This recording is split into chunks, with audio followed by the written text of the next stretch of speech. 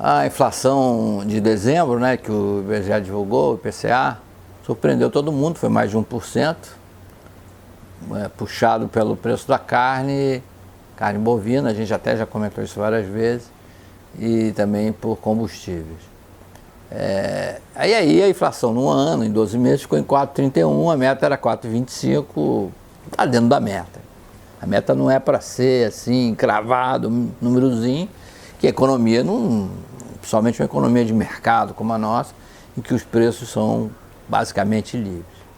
Eu queria conversar um pouco sobre a questão da inflação, né? O que é a definição da inflação? A inflação, na verdade, é quando você tem um processo de alta de preços contínuo. Essa alta de preços vai se repetindo e vai se acumulando. Esse é um processo inflacionário. Quando você tem um produto ou outro que sobe por uma questão sazonal, ou seja, época da safra, então ele cai. Depois, acabou a safra, ele tende a subir porque a oferta diminui. Isso não é uma inflação, isso é uma oscilação decorrente de uma questão sazonal. Isso sempre vai acontecer nesse período do ano, num determinado período do ano. A inflação é quando aqueles preços começam a subir meio continuamente, né? Então um dia sobe o tomate, outro dia sobe o limão, outro dia sobe o preço da energia elétrica, outro dia sobe. Isso é um processo inflacionário. E no caso do Brasil, considerando a média dos preços, média é essa calculada conforme o orçamento das famílias, o IBGE faz uma média ponderada de quanto que o feijão pesa no bolso das famílias brasileiras com renda até 40 salários mínimos, né? A média. E bota lá um peso e quando tem uma alta de preços, essa alta incide tanto sobre o índice.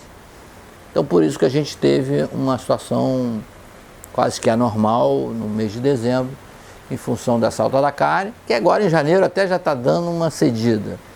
E o próprio preço dos combustíveis, um salto por causa da crise do Irã, mas ele já está voltando. Qual é o problema brasileiro em relação a isso? É que o preço da carne, que subiu no mês de dezembro 30%, por causa de uma situação excepcional, uma demanda causada pela China, que veio aqui no Brasil e importou uma quantidade enorme de carne, fez com que os preços subissem em dólar, convertidos em reais também. Qual é o efeito disso? É que isso vai pesar no cálculo da passagem de ônibus de Curitiba no ano que vem. Você imagine, o que é que tem a ver a carne com a passagem de ônibus de Curitiba no ano que vem? Estou dando um exemplo assim muito genérico. É que o Brasil tem ainda um resquício de indexação muito forte. Alguns preços são administrados, ou seja, são estabelecidos por decisão governamental.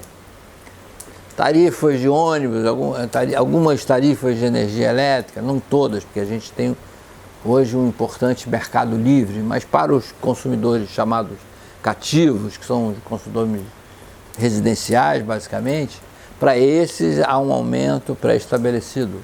Plano de saúde, tudo isso são preços administrados.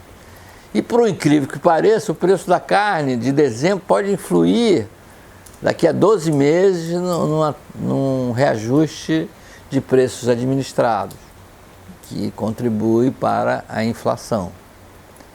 Essa aqui é a questão, né? Na economia as coisas estão interligadas, mas no caso do Brasil especialmente, a gente tem essa herança da indexação que nós não conseguimos romper. O Plano Real cortou uma parte da indexação. Por exemplo, salários são negociados livremente e não podem ser reajustados com menos de um ano, a não ser por decisão negociada. Mas não há obrigação legal de se reajustar o salário mínimo com menos de um ano. Você demora um ano. Então, o Plano Real quebrou a indexação diária e automática mensal, mas deixou ainda uma brecha que é o reajuste anual, que também tem nos aluguéis, enfim, tem uma série de coisas que é do nosso dia a dia.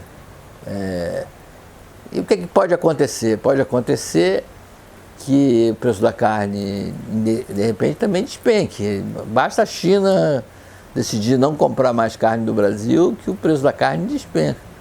Os frigoríficos, produtores pecuaristas, hoje, estão aí ganhando um bom dinheiro e por isso estão abatendo mais animais, estão ofertando mais carne para o mercado externo de olho na demanda chinesa. Mas ninguém garante, nem os chineses vão garantir que vão ficar comprando esse mesmo volume de carne daqui para frente por anos a fio.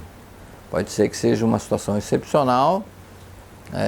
Eles não vão revelar, claro que não vão revelar por quanto tempo eles vão demandar essa carne no mercado internacional. Bom, inflação é sempre uma coisa espetando a gente, né, no Brasil, né? A gente conseguiu já quebrar aquela coisa da taxa de juros, mas a inflação a gente precisa realmente fazer com que ela seja assim residual, não passe de 3% ao ano, como acontece nas grandes economias. Batemos em 4,31, estamos quase chegando lá.